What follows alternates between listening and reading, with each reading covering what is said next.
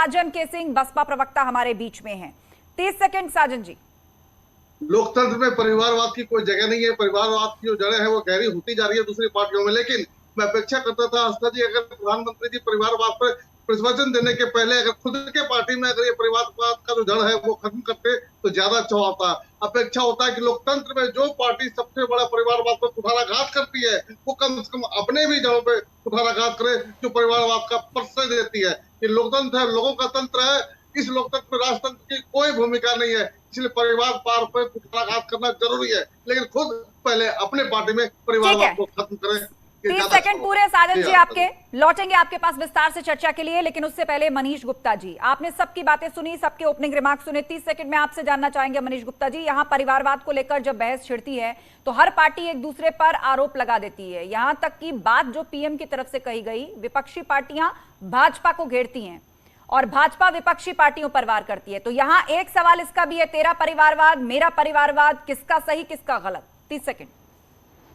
मैं समझता हूं परिवारवाद और भ्रष्टाचार ये दो बातें कही हैं, दोनों का लिंक जोड़ने की कोशिश की है। यानी जहां परिवारवाद है और उस परिवारवाद की वजह से भ्रष्टाचार है, और यानी आपने किसी संगठन पर केंद्र बना लिया और भ्रष्टाचार में जुट गई, और भ्रष्टाचार पर जनता को आपत्ति हो, जनता को बुरा लगे, वो इस भावना को उभारना चाहते हैं।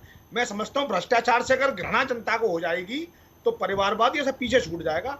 असली टारगेट भ्रष्टाचार है।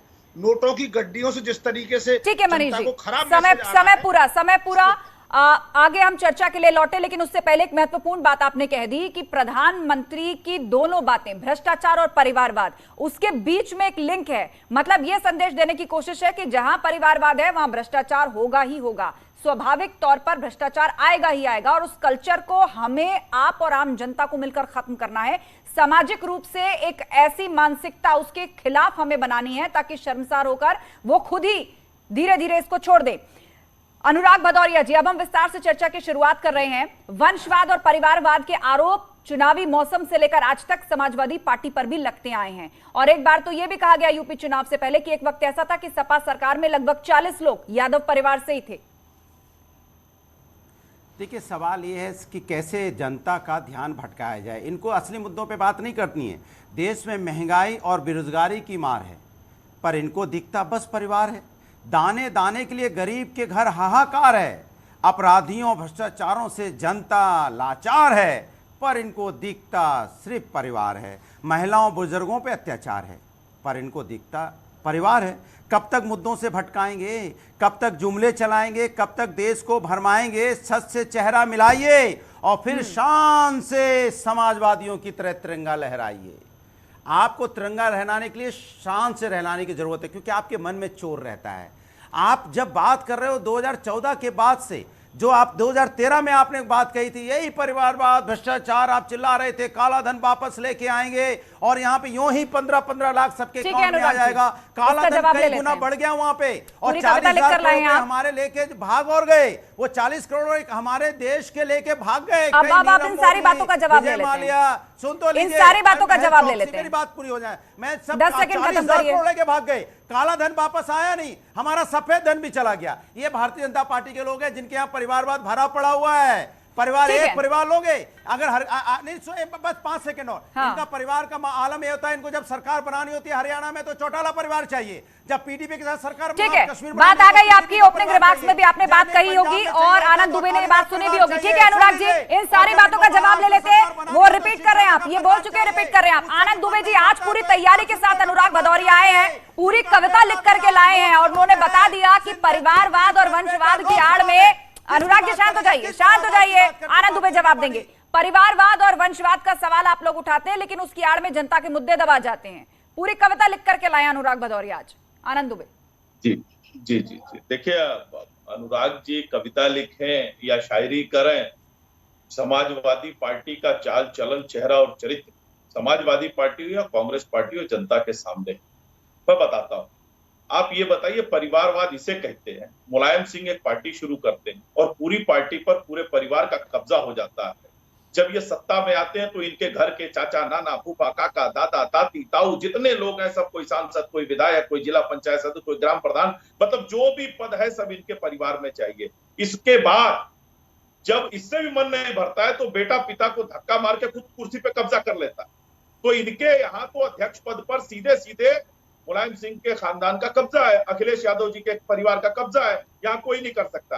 कांग्रेस पार्टी की बात करते हैं, 136 साल के कांग्रेस पार्टी में 52 साल कांग्रेस पार्टी सिर्फ एक परिवार का अध्यक्ष था।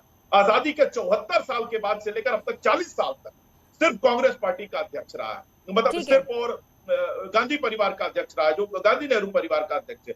तो ये कहते हैं, इसे कहते हैं परिवारवाद, वंशवाद, जहां आप अध्यक्ष पद के लिए सोच भी ना सके। आप बताइए, प्रधानमंत्री नरेंद्र मोदी जी के परिवार का कौन सा व्यक्ति भारतीय जनता पार्टी के टिकट पर सांसद या विधायक है? योगी आदित्यनाथ जी के परिवार का मुझे बताइए। और एक चीज सुन लीजिए, अभी इन्होंने कहा काला धन, और इसकी बात है, इन्हें पता ही नहीं है कि मोदी सरकार ने 6,42,000 करोड़ का एनपीए रिकवर किया है, उसमें से 2.5 लाख करोड़ रुपए जो है वो कांग्रेस सरकार के समय के थे। और मेहुल चोकसी, नीरव मोदी और विजय माल्या से 18,000 करोड़ की संपत्ति जब्त की गई है।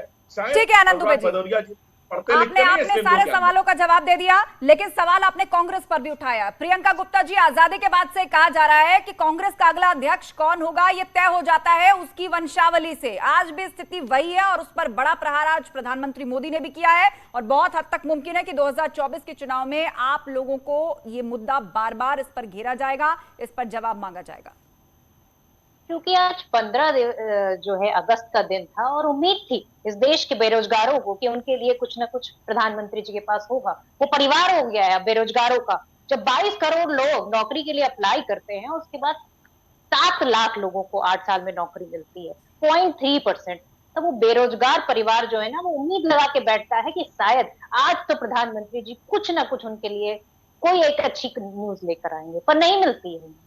छोटा व्यापारी जो खत्म होता चला जा रहा है, उसको कोई उम्मीद होती है कि शायद आज प्रधानमंत्री जी हमारे लिए प्रियंका जी, परिवारवाद पर ना आपने जवाब दिया, ना अनुराग भदौरिया ने जवाब दिया। आप जनता के मुद्दे उठा रहे हैं, बहुत अच्छी बात है, आप उठाइए, लेकिन मेरा बस ये कहना है कि मूल सवाल पर भी जवाब दीजिए।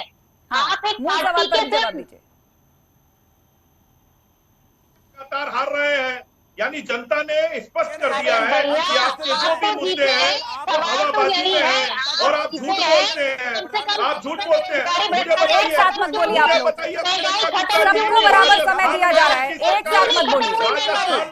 समय सबको बराबर दिया जा रहा है और अच्छा खासा दिया जा रहा है, एक साथ मत बोलिए। शांत हो जाइए अनुराग भदौरिया, आनंद दुबे और अनुराग भदौरिया, आप दोनों शांत हो जाइए। आप दोनों बात रख चुके हैं, प्रियंका गुप्ता को बात पूरी करने दीजिए। ठीक है, प्रियंका गुप्ता को बात पूरी करने दीजिए। वो वंशवाद पर जवाब देना चाहती हैं, वो परिवारवाद पर बोलना चाहती हैं। बोलिए बोलिए प्रियंका जी। देश के लोगों के लिए कोई एक अच्छी न्यूज लेकर आएंगे, पर कोई एक अच्छी न्यूज नहीं लेकर आए। वो सिर्फ एक पार्टी। अच्छा, मुझे लगा आप परिवारवाद और वंशवाद पर बोलने जा रहे हैं। के लिए कुछ नहीं सोचा उन्होंने, सिर्फ एक पार्टी के लिए सोचा, एक सरकार के लिए सोचा। परिवारवाद की बात करते हैं, आपके पास परिवार नहीं है तो आप हमारी पार्टी से परिवार ले जाते हैं, ये है आपका परिवारवाद। आप बताइए कौन से भ्रष्टाचारी आपकी पार्टी में नहीं जाते और पार्टी में जाके धो के वो सफेद नहीं हो जाते? तो ये भ्रष्टाचार आप ऐसे मिटाएंगे? आप आते हैं, एक फ्लाईओवर का इनॉग्रेशन करते हैं, ठीक है प्रियंका जी, वो फ्लाईओवर धस जाता है, ये भ्रष्टाचार आपका। ठीक है, परिवारवाद का जवाब ये दिया आपने कि यदि आपका कोई परिवार नहीं है तो आप हमारे परिवार पर उंगली उठाएंगे, ये परिवारवाद का जवाब दिया आपने। ठीक है, बात आ गई आपकी। आप साजन सिंह जी, थोड़ी देर पहले, 1 मिनट आनंद दुबे जी, मैं मौका दूंगी काउंटर करने का, एक बार सबकी बातें सुन लीजिए।